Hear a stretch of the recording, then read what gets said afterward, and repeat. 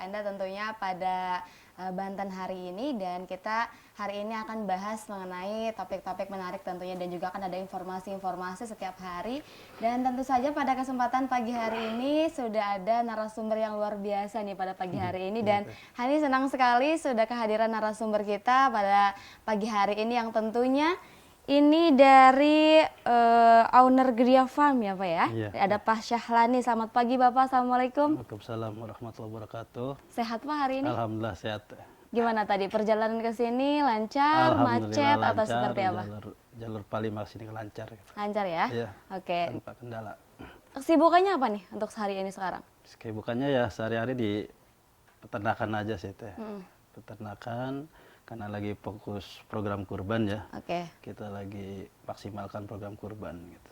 Oke, nah Pak Syahlani ini pemirsa, Dulur Sultan juga ini ternyata salah satu atau memang pengelola dari Gria Farm sendiri, di mana memang ini memiliki banyak sekali peternakan-peternakan mungkin yang ada di Kota Sarang ya Pak ya? Iya. Benar sekali. Mungkin untuk terlebih dahulu nanti kita akan bahas nih mengenai tema penjualan hewan kurban tak terpengaruh COVID-19 katanya nih Pak. Iya. Benar gak sih Pak? Iya. Benar. Nah nanti kita akan bahas itu di segmen-segmen selanjutnya. Nanti kita terlebih dahulu ini akan bahas mengenai dari Gria Farm sendiri nih Pak. Untuk kemudian yang pertama mungkin Bapak sudah sejak kapan dan mulai dari kapan nih awal mula terbentuknya dari Gria Farm, mungkin bisa dijelasin ke pemirsa atau Dulur Sultan di rumah. Iya. Baiklah, Gria Farm itu berdiri dari tahun 2012 ya. Dari 2012 awalnya saya hanya bergerak di penggemukan dan pembibitan domba, tapi ngelihat peluang pasar yang begitu besar ya, akhirnya kita merambah ke penggemukan sapi dan kerbau gitu. Ngelihat kondisi pasar yang begitu bagus, kita manfaatkan itu gitu. Jadinya ya sampai sekarang kita penggemukan saja, penggemukan dan pembibitan di sapi biasanya. Sudah berapa lama nih Pak di menggeluti dunia? Dari 2012 kita sudah mulai. 2012 ya? Iya, 2012. Sudah cukup lama nih Dulur Sultan. Dan ini dari Gria Farm sendiri sudah ada berapa tempat untuk pengelola ternaknya nih Pak? Ada di mana saja? Kita ada 3 lokasi ya. Pertama di Palima, kandang utamanya. Kemudian di Baros, yang ketiganya di belakang Polda Banten gitu. Di Baros, belakang Polda Banten. Di Palima. Palima. Depan Wanda Galuh situ. Oke. Nah, ini kan mengenai hewan kurban nih Pak ya. Kan karena Bapak sendiri Pak Lani sebutannya ya. Kita akrab biar akrab Bapak ya. Kita santai aja biar Pak Lani dari Gria Farm sendiri memang pengelolanya dan menerima juga untuk berkurban. Benar nggak sih Pak? Iya, kita juga. Nah, untuk kurbannya seperti apa Pak? Kurbannya kita ada berupa sapi, kerbau, dan kambing ya. Kita juga menyalurkan juga untuk jamaah yang hendak berkurban, yang ingin disalurkan ke pelosok-pelosok pedesaan, insya Allah Gria Farm juga bisa memfasilitasi itu gitu. Oke. Untuk penyalurannya tuh. Penyalurannya aja. Iya. Selain itu Pak ada kita ya, program ininya utamanya kita penggemukan untuk kurban ya. Karena kita mau menyumun kurban dan juga momen Idul Fitri biasanya. Untuk daging gitu. Nah, sebelum kita beralih ke mengenai kurban yang tidak berpengaruh terhadap COVID-19, untuk sebelumnya bisa diceritakan terlebih dahulu nggak sih Pak, dari masa perjalanan Bapak ini membangun tempat atau peternakan ya, tempat ternak ya Pak sebutannya? Peternakan ya. Iya, peternakan Gria Farm. Bagaimana nih awal mula dibangunnya, bisa diceritain nggak dari awal mula sampai Bapak sekarang sudah punya 3 tempat ya katakanlah gitu, sudah lumayan cukup banyak gitu. Gimana Pak awal? Berawalnya sih dari hobi ya. Dari hobi di peternakan, kemudian juga kita coba untuk diseriusin gitu supaya jadi usaha gitu. Akhirnya alhamdulillah ya kita sampai sekarang setiap tahun ada peningkatan gitu. Perjalanannya seperti itu. Kemudian juga ya awal mulanya kita di domba gitu. Di domba. Domba, kemudian juga lihat pasar yang begitu bagus, kita akhirnya merambah ke sapi dan kerbau. Karena di Serang itu tradisinya pada doyannya kerbau ya, kita juga tidak menghilangkan itu. Jadi kita juga kerbau pun kita garap gitu. Oke, berarti pas pertama kali itu pusatnya di mana? Dombanya ada berapa nih? Di Palima waktu awal sih kita dari 30 ekor ya. 30 ekor. Sekarang setiap tahun itu ya sekitar di 200. Sudah. Kalau untuk hari-hari biasa kita di akikah aja, akikah sama potongan. Nah, untuk sekarang kira-kira sudah ada berapa banyak nih Pak Kalau jumlah domba, kalau terus untuk sapi, kerbau? kurban tahun ini kita sapi ada di angka 85 ekor, Oke. kemudian kerbau itu di angka 30-an, sama domba sekitar 200 untuk Itu stok kurban tahun ini ya. tersebar paling banyaknya ada di 3 titik yang tadi Bapak Di sebutin. kandang di mana? utama di Palima. Palima itu paling Iya. banyak ya Pak ya? Oke. Berarti sudah cukup lama dan sudah berkelutnya juga tadi mulai awalnya domba terlebih dahulu Pak ya, Iya. sampai akhirnya lihat pasar dan ternyata banyak Bagus sekali juga gitu. peminatnya dan Iya. bagus juga gitu. Nah Bapak selain itu Pak Lani mungkin kan sebagai owner atau mungkin pengelolanya gitu di Iya. Kriya Farm gitu. Apakah memang di Kriya Farm apa sejauh ini ada peningkatan yang cukup drastis atau istilahnya ya datar atau mungkin ada masa penurunan atau ada juga peningkatan drastis sekali atau penurunan lagi atau seperti apa atau datar seperti apa? Ya kita lihat dari tahun ke tahun sih alhamdulillah ada kenaikan deh ya. Ada kenaikan dari tahun ke tahun, cuma yang bedanya di tahun ini kan karena lagi ada pandemi Covid ini ya. Jadinya agak sedikit berpengaruh lah gitu. Terutama kan kita biasanya konsumen itu banyaknya di sekolah-sekolah. Oke. Sedangkan tahun ini sekolah-sekolah pada libur. Jadi ngaruhnya di situ, Pak. Ngaruh ya, tapi tidak terlalu signifikan sih gitu. Hanya berapa persennya aja gitu. Tidak terlalu drastis ya Pak ya. Terutama sekolah-sekolah aja sih yang biasanya kurban, akhirnya tidak kurban karena kan biasanya sekolah-sekolah kan iuran ya, Iya. iuran siswa santrinya gitu. Nah tahun ini kan semua sekolah diliburkan gitu. Iya. Jadi di situ pengaruhnya untuk tahun ini aja. Kalau tahun-tahun sebelumnya ini berarti Bapak berapa banyak sih hewan-hewan yang memang terjual dalam setiap tahun atau hitungannya per bulan nih Pak biasanya? Kalau per bulan sih kita hanya di domba sama kerbau ya. Iya. Kalau untuk puncaknya itu kita kan panennya itu di Idul Adha. Nah itu dari tahun ke tahun ya alhamdulillah mengalami peningkatan gitu. Sebelum adanya Covid ini kan tahun kemarin tuh sapi itu di angka hampir 100. 100 ya Pak ya? Untuk kerbau itu di 55 ekor. Tapi itu karena sekarang ada sedikit berpengaruh lah gitu. Ada COVID. Ada Covid ini. Nah, ini Pak mengenai penjualan hewan kurbannya. Berarti kalau setiap tahunnya juga kalau kurban yang paling banyak diminati oleh masyarakat itu dari tahun ke tahun apa Pak? Apakah sapi, kerbau atau kayak domba, kambing? Domba sama sapi sih teh. Domba Awal-awal sih kita di kerbau ya. Konsumen pelanggan Kriya Farm itu rata-rata banyak kan kerbau. Tapi kesini pada berpindah ke sapi. Karena mungkin dari segi harga ya lebih murah sapi dengan kerbau gitu. Oh gitu Pak. Iya, karena kerbau kan sudah sangat jarang peternaknya ya. Akhirnya itu ngaruh di harga gitu. Kalau sapi kan kita supply itu dari Jawa, Lampung gitu. Oke. Tapi yang kita jual itu hasil penggemukan sendiri gitu. Biasanya kita ada program penggemukan 10 bulan, program 6 bulan dan program 4 bulan gitu.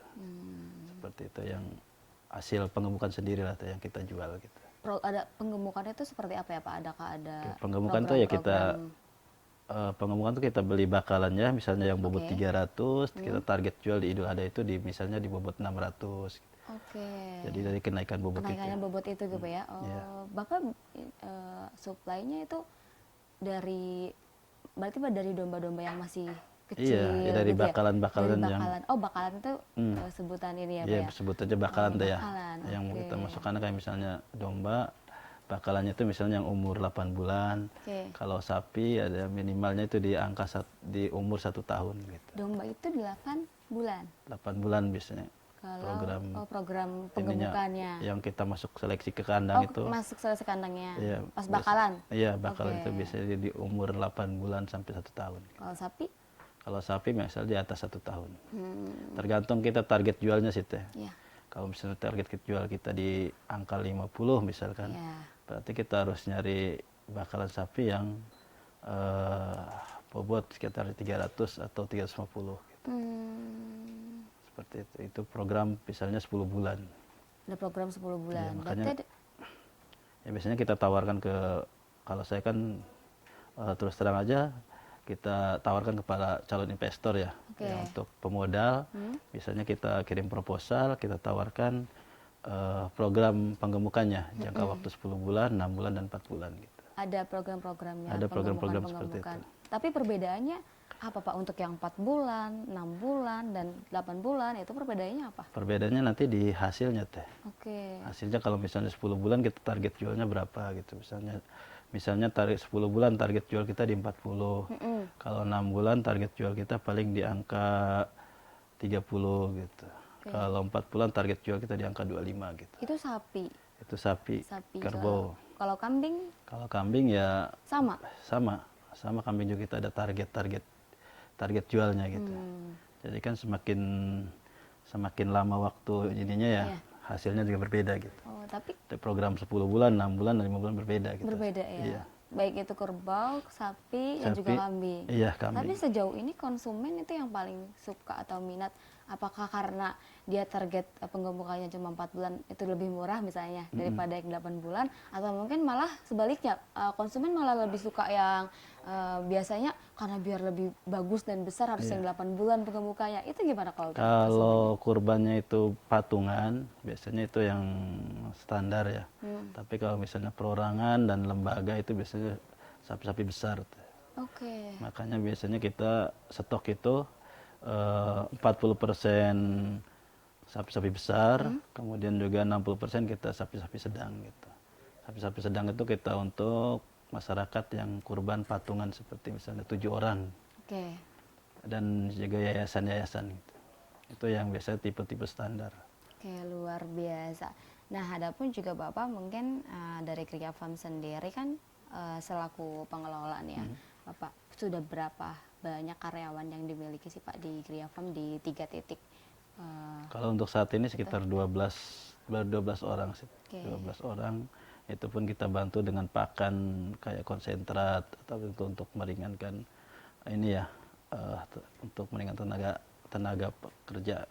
Oke. Karena kalau ngandalan hijauan-hijauan kan berat ya. Oke. Makanya kita bantu dengan pakan-pakan pabrik seperti konsentrat, ampas tahu gitu. Itu untuk menekan operasional juga gitu. Oke, siap. Pak, kita akan lanjut nanti tentang penjualan hewan kurban di masa COVID-19 dan juga sebelum COVID. Kita harus jeda terlebih dahulu, nggak apa-apa ya? Iya. Tetap bersama kami di Banten hari ini, pemirsa.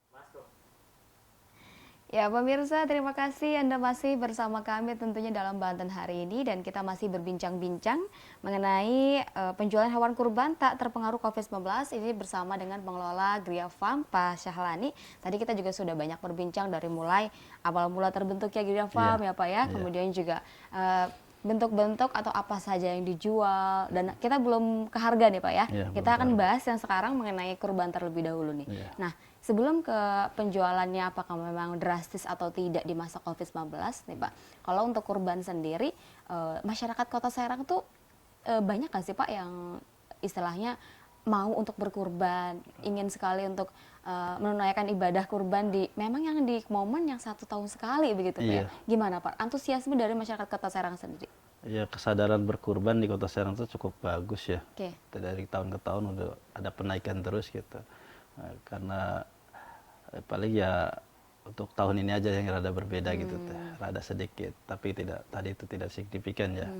Dari tahun ke tahun kesadaran berkurban sudah mulai tumbuh ya Oke. di Kota Serang itu. Baik dari masyarakat, lembaga-lembaga gitu sampai terutama yayasan-yayasan kan biasanya yang paling banyak Yang di paling situ. ya, Iya. oke.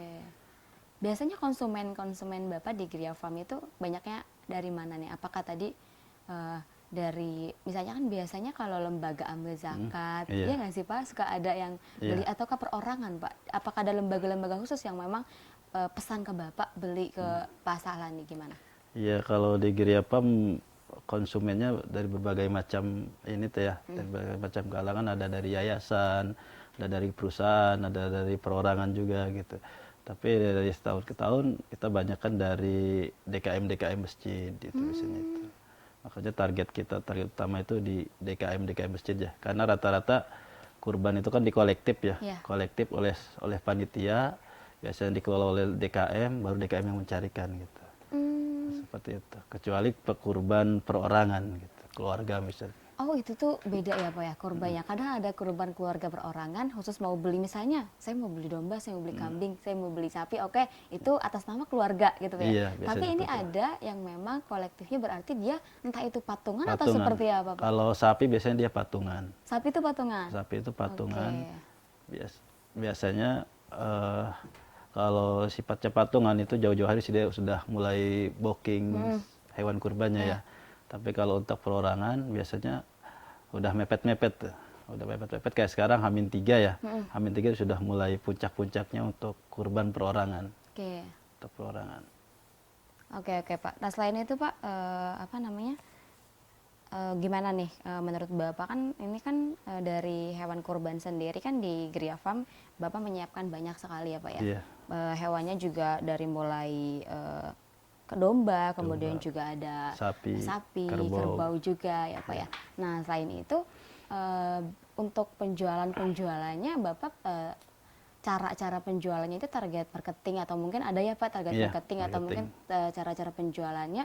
Nah ini kan di masa-masa COVID nih Pak Iya, gitu. COVID. Otomatis kan katakanlah biasanya yang Hani tahu dari apa namanya dari berbagai macam usaha nih ya, Iya. baik itu mikro kecil, menengah atau usaha-usaha kecil atau usaha yang besar itu terkena dampak gitu yang cukup drastis. Mereka juga harus memutar otak bagaimana Iya. caranya gitu ya Minimal Pak ya. bertahan ya. Bagaimana caranya bertahan, memutar Iya. otak kembali bagaimana agar usaha saya tetap jalan dan ya saya bisa menghasilkan untuk kelanjutan selanjutnya gitu. Nah Bapak sendiri menginisiasi itu nih Pak.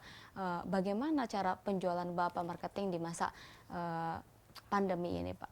Ya, terutama di masa pandemi ini kita di Giriapam itu yang kita dorong itu promosinya tuh ya. Oke. Promosinya, kemudian juga dampaknya itu emang ngaruh sih teh. Ngaruh sedikit tapi tidak terlalu signifikan ya. Oke. Karena namanya kurban itu kan ibadah.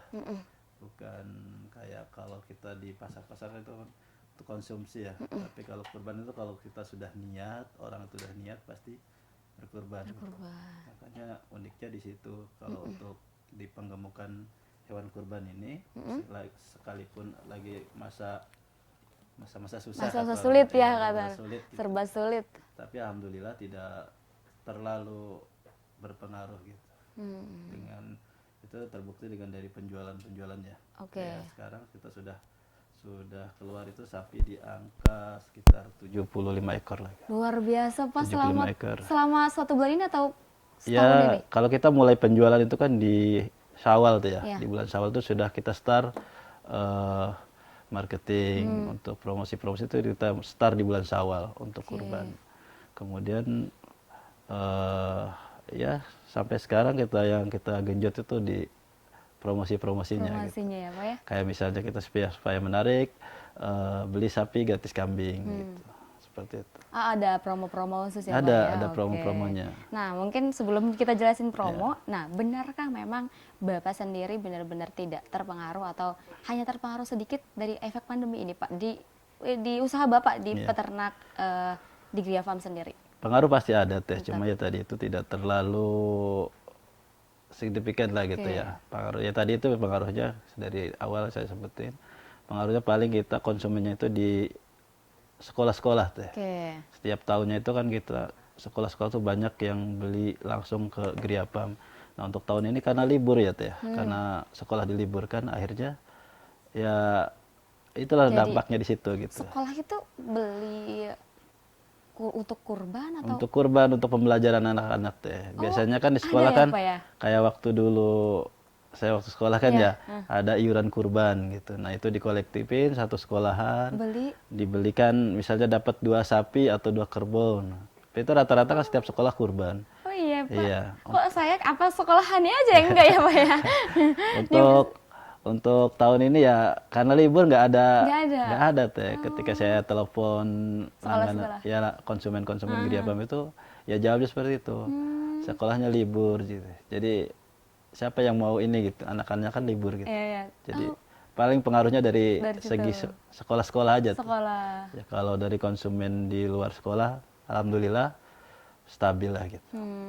Dari anggota Dari tahun keluarga ke tahun. Iya dari juga stabil. DKM, dari DKM perusahaan. Kalau perusahaan kan pasti ya. pasti. Oh. Setiap tahun itu pasti berkurban gitu. Ada aja ya.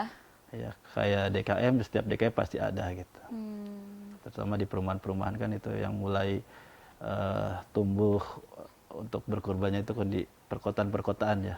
Itu sudah mulai bagus kesadaran untuk berkurban gitu. Luar biasa. Itu mungkin yang menyebabkan dari Bapak sendiri tidak terpengaruh banyak gitu di Iya. COVID-19 ya Pak ya? Iya. Ya karena konsumennya juga ya masih kesadaran untuk berkurbannya cukup banyak. Cukup banyak. Kemudian juga kesadarannya juga cukup tinggi. Bahkan juga tadi yang Bapak sebutkan dari mulai DKM masih terus berkurban, perusahaan juga pasti berkurban Iya. gitu ya. Hanya dari pihak sekolah, Sekolah. instansi ya Pak Iya, ya, karena lembaga.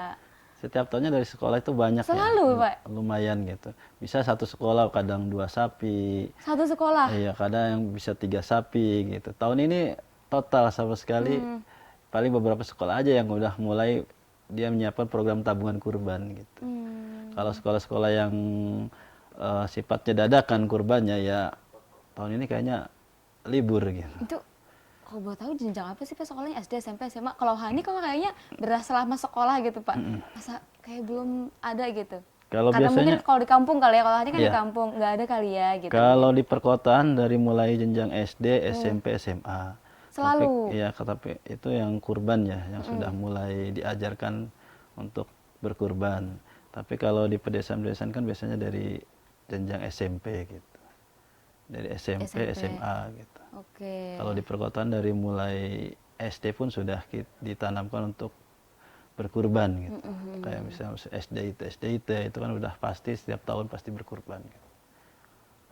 Oke, selain itu Pak, kurbannya tahun ini sudah tadi terjual 75 ekor ya? Baru 75 ekor insya Allah masih Insya Allah. yakin. Bakal terus ya, yakin pasti lah Pak. Yakin pasti bertambah. Karena ini gitu. mendekati Sudah Hamin 3. Hamin 3. Oh iya benar Pak. Iya, sudah Hamin 3, kita besok itu sudah mulai pengiriman.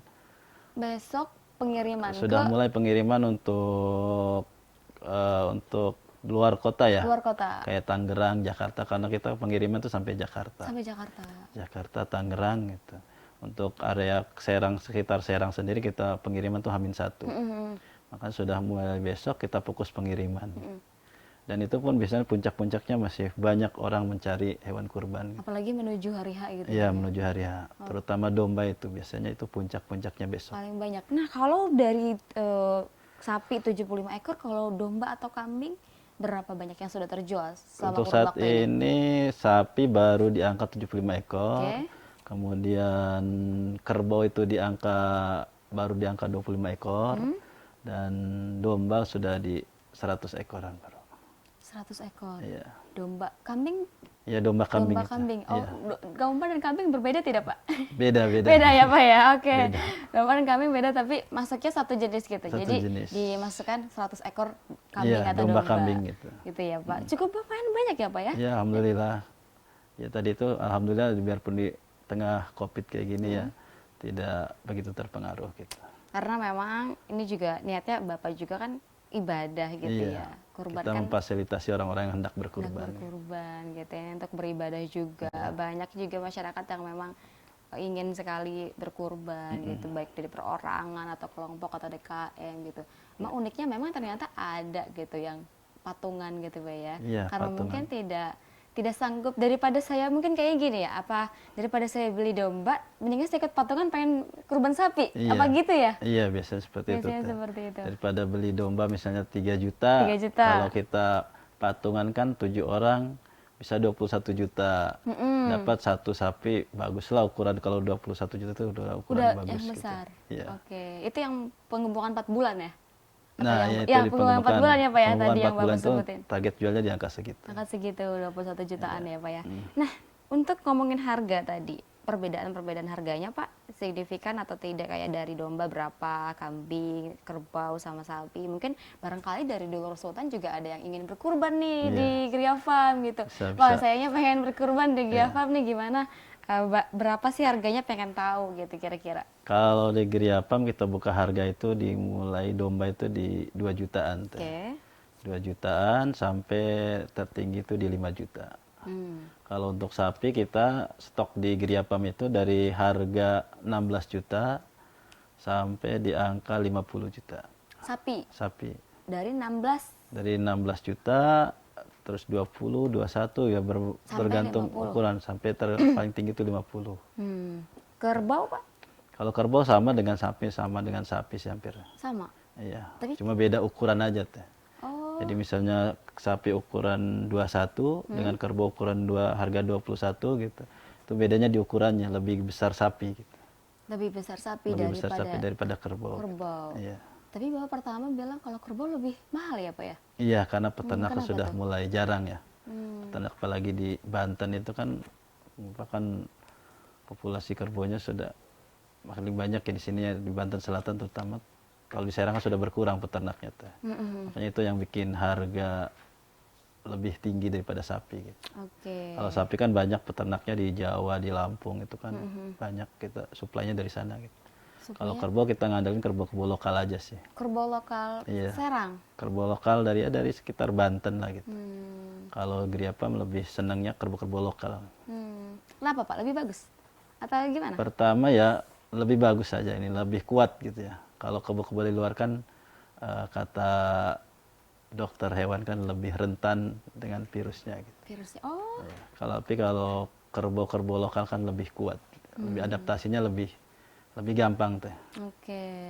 Siap. Nah, Bapak, kita ini penasaran juga nih, di era new normal, apakah di tempat Bapak menerapkan standar protokol kesehatan atau seperti apa? Jangan Iya. dijawab dulu tapi. Oke, iya tapi Pak ya. Iya. Iya, jangan dijawab, kita harus jeda. Nah, usai jeda kita kembali tetap bersama kami di Banten hari ini pemirsa.